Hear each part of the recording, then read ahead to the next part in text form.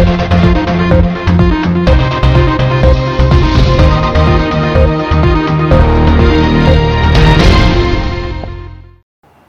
वालेकुम नाज़रीन, मैं हूं अब्दुल अजीम। 7H न्यूज़ में आपका इस्तकबाल है। संगारेड्डी डिस्ट्रिक्ट जहीराबाद डिवीजन में मौजूद शिकापुर गांव में लईक पटेल नामी शख्स ने मोहम्मद गौस पर चाकू से हमला करते हुए उसका कत्ल कर दिया। जहीराबाद पुलिस ने एक केस रजिस्टर करते हुए तहकीकात का आगाज कर दिया है। आइए देखते हैं इस मामले पर हमारे नुमाइंदे कलीम की ये रिपोर्ट।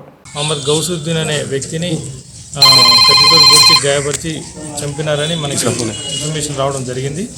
అతన్ని గౌసుద్దీన్ అనే వ్యక్తి గాయపడగా కత్తితో గాయపడగా అతను హాస్పిటల్కి షిఫ్ట్ చేస్తుంటే మహమ్మద్లో చనిపోయాడని తెలుస్తుంది.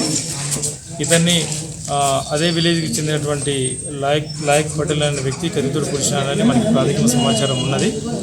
దీని గురించి ఇన్వెస్టిగేషన్ చేయడం జరుగుతుంది. ఎవరైతే ఇతని మృతికి కారణమయ్యారో అతనిపై చట్టరీత్యా తగిన చర్యలు తీసుకోవడం జరుగుతుంది.